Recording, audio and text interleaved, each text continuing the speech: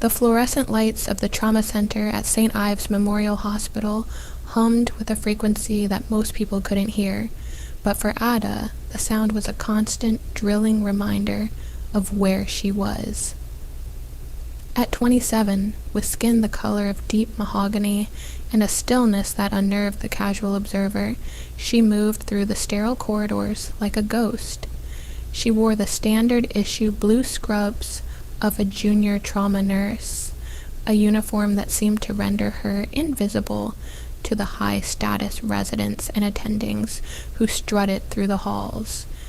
To them, she was just part of the furniture, a pair of hands to hold a retractor or mop up a spill, someone who had likely scraped by in community college and was lucky to be allowed inside the sliding glass doors of the city's most prestigious private hospital. They didn't notice the way her eyes constantly scanned the exits, or the way she instinctively checked the structural density of the walls when she entered a room. They only saw the slight tremor in her left hand, a rhythmic twitch she usually hid in her pocket, and labeled it as nervousness. It wasn't nervousness. It was the residual echo of a high-velocity impact from a life she had buried under 3 layers of redacted government files. Dr. Sterling, the chief attending of the night shift, was the primary architect of her daily humiliation. Sterling was a man who had been sculpted by Ivy League rowing teams and family money, possessing a jawline that could cut glass and an ego that consumed all the oxygen in the room. He leaned against the nurse's station, twirling a gold-plated pen, holding court with a gaggle of sycophantic residents. When Ada walked by carrying a tray of sterilized instruments, Sterling didn't even turn his head, but his voice projected clearly enough for everyone to hear. "Careful with that tray, Ada," he drawled, a smirk playing on his lips. "Try not to let the shakes drop a $10,000 set of forceps.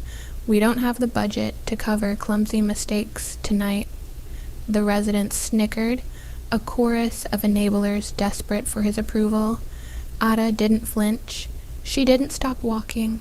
She simply adjusted her grip, her face a mask of absolute neutrality, and continued toward Trauma Bay 1.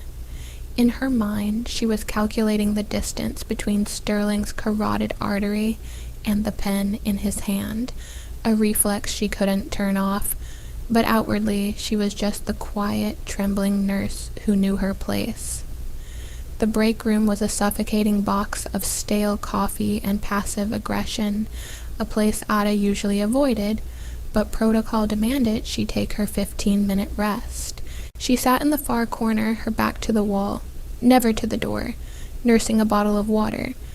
The other nurses, a clique led by a sharp-tongued woman named Brenda, were clustered around a smartphone, laughing at a video.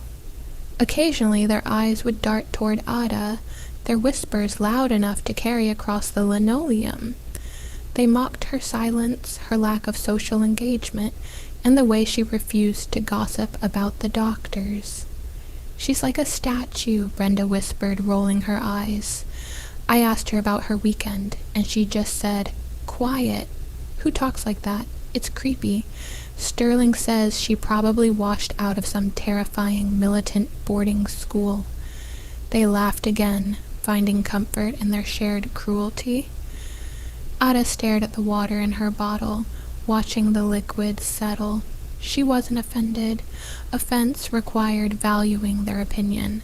She was just biding her time, waiting for the shift to end so she could return to the solitude of her apartment where the noise of the world couldn't reach her. But the silence of the night was shattered by the harsh, rhythmic blare of the red phone, the direct line to emergency dispatch that signaled a catastrophic incoming case. The atmosphere in the break room shifted instantly from mockery to panic. The intercom crackled to life, the voice on the other end breathless and strained. "Code Black, multiple GSWs, high-value target incoming. ETA 2 minutes. Police escort is negative, private security only." The words code black sent a jolt of adrenaline through the staff. It meant unchecked violence, potential threats to the hospital itself, and a patient whose survival was a matter of political or criminal necessity. Brenda dropped her phone. The other nurses looked at each other with wide, fearful eyes. Ada stood up. She didn't rush. She didn't gasp. She capped her water bottle, placed it on the table, and walked out of the break room with a stride that was suddenly different, smoother, grounded, predatory. In the hallway, Dr. Sterling was already shouting orders, his voice pitched an octave higher than usual, the smooth veneer of the confident doctor cracking under the pressure of a genuine crisis. Get the trauma team.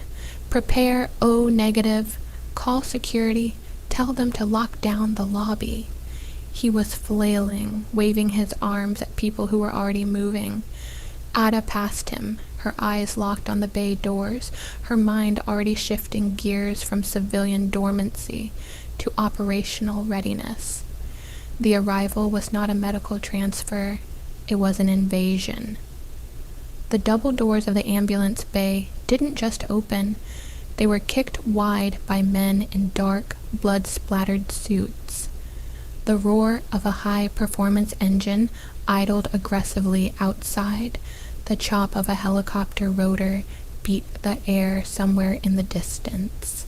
3 men entered first, moving in a tight phalanx, weapons drawn, but held low against their tailored blazers. They were Korean, their faces hard masks of disciplined fury, scanning the room for threats. In the center of their formation, carried on a stretcher that looked too fragile for the chaos, was the patient, Jae-sun, even covered in blood, with a complexion turning the color of ash. The man possessed a magnetic, terrifying beauty. He was 35, built with the lean, dangerous musculature of a fighter, his expensive silk shirt torn open to reveal a jagged, dark hole just below his ribcage. He was conscious, barely, his eyes specifically focused, fighting the pull of shock. The lead bodyguard, a massive man with a scar running through his eyebrow, shouted in Korean, his voice booming off the tiled walls. "Doctor, now! No police, no police!" Sterling froze. The sight of the guns, the sheer intensity of the violence that had just rolled into his pristine ER, paralyzed him. He was a creature of boardrooms and golf courses, not gangland warfare.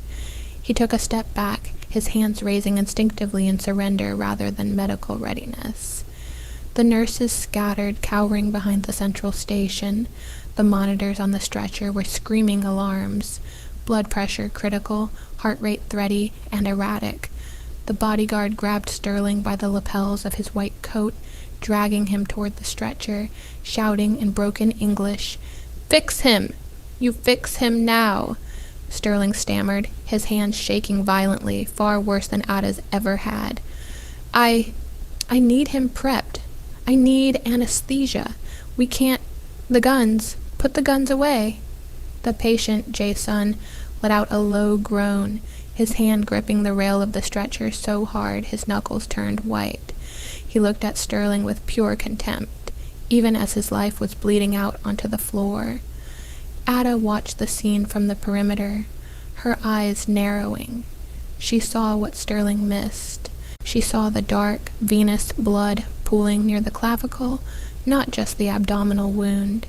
She saw the way Jae-sun's breath was hitching, a tension pneumothorax building, ready to crush his heart.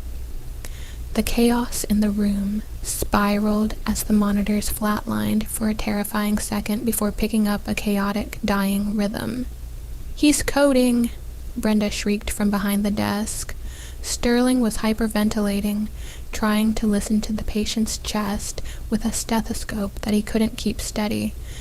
"I can't get a reading. Too much noise. Everyone shut up," Sterling yelled, panic stripping away his dignity. "He's gone into shock. Push epinephrine. Get the crash cart." He was treating the symptoms, not the cause. He was following a textbook algorithm for a cardiac arrest, unaware that the mechanics of the injury were physical, hydraulic. The lead bodyguard clicked the safety off his weapon, the sound loud and unmistakable in the small room. "Save him," the man growled, the barrel leveling at Sterling's chest. Sterling's bladder released. A dark stain spread across his scrubs. He was going to let the patient die, because he was too terrified to think. Ada moved. It wasn't a walk. It was a tactical breach. She covered the 20 feet between the wall and the stretcher in 2 seconds, moving inside the guard's weapon arc before he could register her presence. She didn't ask for permission. She didn't look at Sterling. She stepped directly into the kill zone, her hip checking the lead bodyguard back with a surprising dense force that made him stumble. "Clear," she said. Her voice was unrecognizable. It wasn't the soft whisper of the break room. It was a command frequency, low, gravelly, and absolute. She reached past Sterling, shoving the doctor aside with one arm as if he were made of straw. Sterling stumbled back, gasping. "What are you doing? You're fired. Get away from him." Ada ignored him. She ripped the remaining buttons of Jason's shirt open. She didn't reach for the crash cart. She reached into her own pocket and pulled out a heavy-gauge decompression needle she had palmed from supply hours ago, a habit she couldn't break. "Tension pneumothorax, right side," Ada announced, not to the doctor but to the air, stating the reality of the battlefield. She palpated Jason's chest, her fingers finding the second intercostal space instantly. There was no tremor in her hand now. Her hands were made of stone and steel. She drove the needle into Jason's chest with a violent, precise thrust. The sound was audible, a hiss of escaping air, like a tire depressurizing. Immediately the monitors changed their tone. The frantic beeping slowed. The oxygen saturation numbers began to climb. Jason gasped, a massive intake of air flooding his starving lungs. His eyes flew open, wild and unfocused at first, then locking onto the face hovering above him. He saw Ada. He didn't see a nurse. He saw the cold, detached focus of a soldier. He saw the sweat on her brow and the total lack of fear in her dark eyes. Sterling, recovering his wits now that the immediate threat of death had receded, lunged forward. "What the hell do you think you're doing? You just performed an invasive procedure without authorization. That is assault. That is malpractice."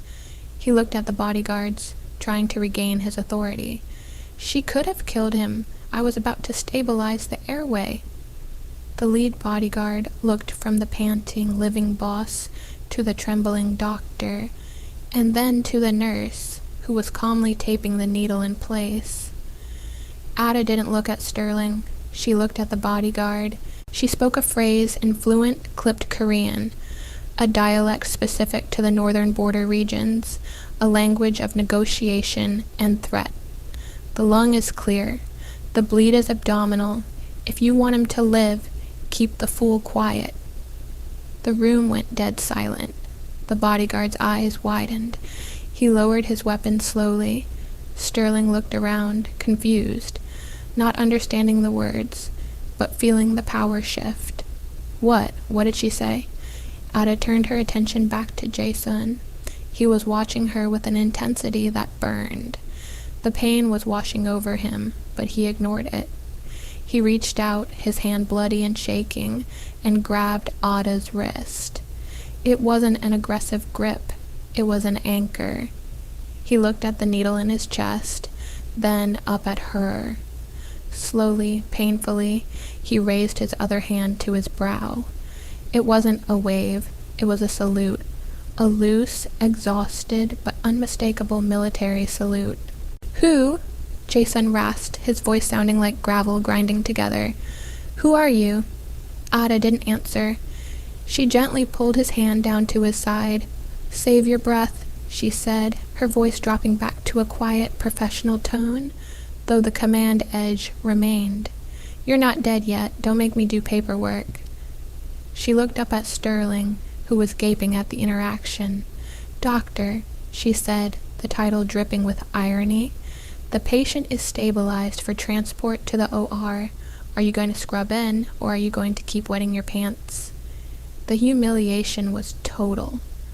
The residents stared, the bodyguard smirked, and on the stretcher, the wounded king of the soul underworld kept his eyes fixed on the nurse who had just declared war on the status quo. The administrative backlash was swift, bureaucratic, and completely detached from the reality of the blood drying on the floor. Within minutes of Jason's stabilization, the hospital's risk management officer, a severe woman named Mrs. Halloway, who viewed patients as liabilities rather than people, marched into the trauma bay, flanked by 2 uniformed security guards. Dr. Sterling, having recovered his voice, if not his dignity, was already spinning the narrative. He pointed a shaking finger at Ada, who was currently adjusting the flow rate on Jason's IV with a calm precision that infuriated him. "She assaulted a patient," Sterling lied, his voice pitching up with righteous indignation. "She performed a needle thoracostomy without an order, without a license, and frankly, without the mental stability required for this environment. I want her removed. I want her arrested." Halloway nodded, her face pinching. "Ada, step away from the patient immediately," she commanded. "Surrender your badge. Security will escort you out. We will be filing a report with the nursing board in the morning." Ada didn't move. She didn't look at Halloway. She looked at the cardiac monitor, watching the sinus rhythm stabilize. Her hand brushed against Jae-Soon's forearm, checking his temperature, a touch that lingered a fraction of a second longer than clinical necessity required. The connection was electric, a silent communication between 2 predators in a room full of prey. Jae-Sun, whose eyes had been closed, snapped them open the moment the security guard reached for Ada's shoulder. The movement was a blur. Despite the tube in his chest and the massive blood loss, Jae-Sun's hand shot out, gripping the guard's wrist with a crushing force that dropped the man to his knees. The lead bodyguard, who had been silently observing the political theater, stepped forward, his weapon no longer lowered. The air in the room grew heavy, thick with the promise of violence. "She stays," Jason rasped. His voice was weak, but the authority in it was absolute. He turned his head slowly to look at Sterling, his dark eyes filled with a cold, lethal amusement. "You," he whispered, pointing at the doctor. "You shook. You were going to let me drown in my own blood." He turned his gaze back to Ada, his expression softening into something complex, gratitude mixed with intense curiosity. "She did not shake. She is the only reason I am breathing." He looked at Halloway. "If she leaves this room, my men will burn this building down, with you inside it." The threat wasn't screamed. It was stated like a weather report. Halloway paled, clutching her clipboard. The dynamic had shifted irreversibly. The hierarchy of the hospital, doctors above nurses, admin above everyone, had been shattered by the hierarchy of the street, competence above everything. Ada finally looked at Sterling, her expression unreadable. "He needs a surgeon, Sterling, not a politician. Go scrub in or get out of my way." The standoff was broken not by an apology, but by a sound that Ada had been anticipating since the ambulance doors first opened. It was a subtle noise, lost under the hum of the ventilation and the beeping of monitors for everyone else, but for her, it was a thunderclap. The distinct thwip hiss of a suppressed round impacting glass down the hallway, followed by the heavy, muffled thud of a body hitting the floor. The lobby security had just been neutralized. The police escort that hadn't arrived wasn't negligence. It was a setup. The rival faction had arrived to finish what they started. Ada's posture changed instantly. The nurse vanished. The operative emerged. She snapped her head toward the lead bodyguard. "Kill the lights," she ordered. "Now!" Before Sterling could protest the insanity of the command, the bodyguard obeyed. He slammed the butt of his pistol into the wall switch, plunging the trauma bay into darkness, illuminated only by the red emergency LEDs and the glow of the vitals monitor. Panic erupted. The residents screamed. Holloway dropped to the floor. "They're here," Ada said, her voice dropping to a whisper that cut through the hysteria. She moved to the crash cart, not for medicine, but for tools. She grabbed a scalpel, a heavy oxygen tank, and a roll of industrial medical tape. "Sterling, get on the floor and shut up. If you make a sound, you die." She looked at Jason. The Mafia boss was already trying to sit up, wincing as the chest tube pulled. "Stay down," she told him, her hand pressing firmly on his uninjured shoulder. "You've done enough. It's my turn." The double doors at the end of the corridor blew open, not with a kick, but with a controlled breach charge that shook dust from the ceiling tiles. 3 men entered, wearing tactical gear that was far too expensive for street thugs. They moved with professional spacing, their weapons equipped with laser sights that cut through the gloom like red vipers. They weren't here to negotiate. They were a cleanup crew. Ada analyzed their movement patterns in a heartbeat. Mercenaries, ex-military, efficient but overconfident. They expected to find a helpless patient and a terrified medical staff. They didn't know that Trauma Bay 1 had just become a kill box designed by a woman who used to ghost through hostile borders for a living. Ada moved into the shadows behind the supply rack. She breathed out, slowing her heart rate until she was a void in the darkness. She watched the lead mercenary step over the cowering form of a nurse, his weapon scanning the room. He saw Jason's stretcher. He raised his rifle. Ada didn't hesitate. She rolled the heavy oxygen cylinder across the floor with perfect timing. It clattered loudly against the metal legs of a gurney. The mercenary turned, distracted by the noise. In that split second, Ada launched herself from the darkness. She didn't strike like a brawler. She struck like a scalpel. She drove the handle of the laryngoscope she had palmed, solid steel, into the mercenary's brachial plexus. His arm went dead instantly. Before his rifle could hit the floor, she caught it by the strap, using the momentum to swing the stock into his jaw with a sickening crack.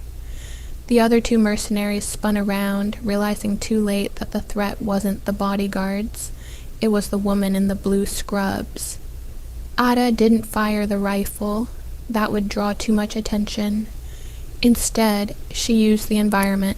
She kicked the rolling crash cart into the second gunman, the heavy metal drawers slamming into his knees and sending him sprawling. As he fell, she ripped a canister of ethanol spray from the counter and hurled it toward the third man, following it with the defibrillator paddle she had charged moments ago. "Clear," she whispered.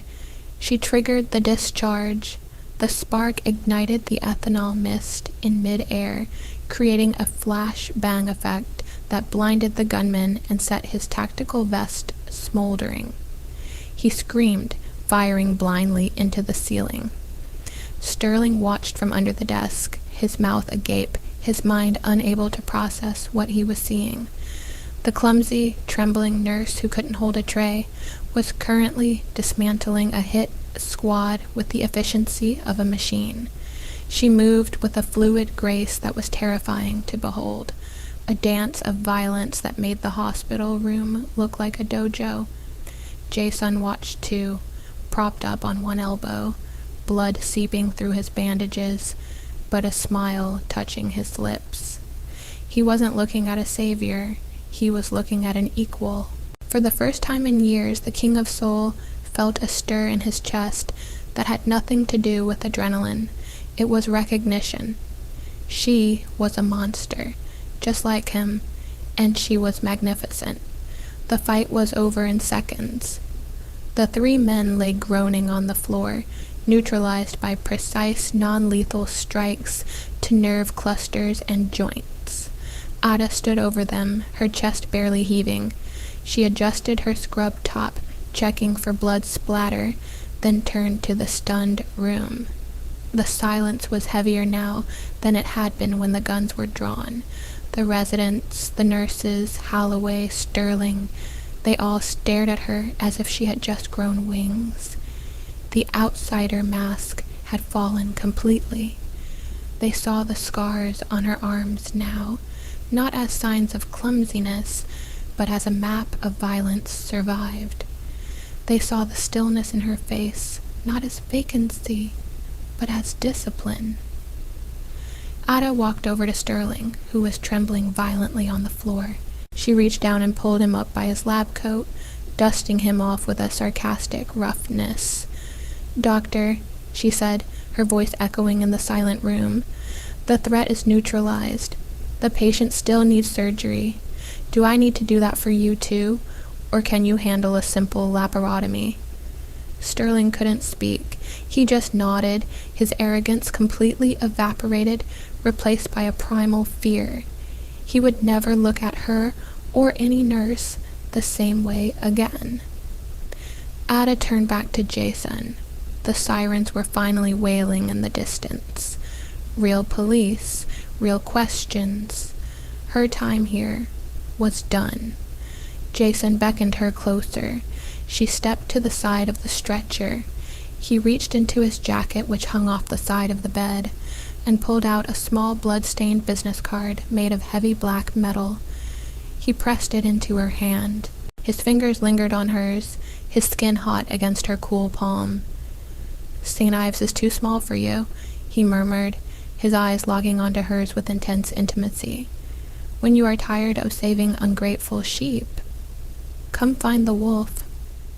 It was a job offer, a proposition, and a promise all wrapped in one. Ada looked at the card, then at him. A ghost of a smile, the first genuine emotion she had shown all night, touched her lips. "I'll think about it," she said softly, "but try not to get shot again.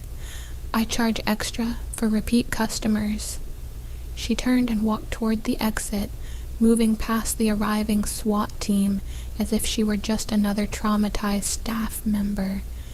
She slipped out the side door into the cool night air, stripping off the blue scrubs to reveal the tactical undershirt beneath. She didn't look back at the hospital. She didn't look back at the life she had just burned to the ground. Ada disappeared into the city, leaving behind a legend that would be whispered in the break room for years. The night the quiet nurse went to war, and the Mafia boss saluted her for it. The tremor in her hand was gone. It had never been fear. It was just the engine idling, waiting for the green light, for the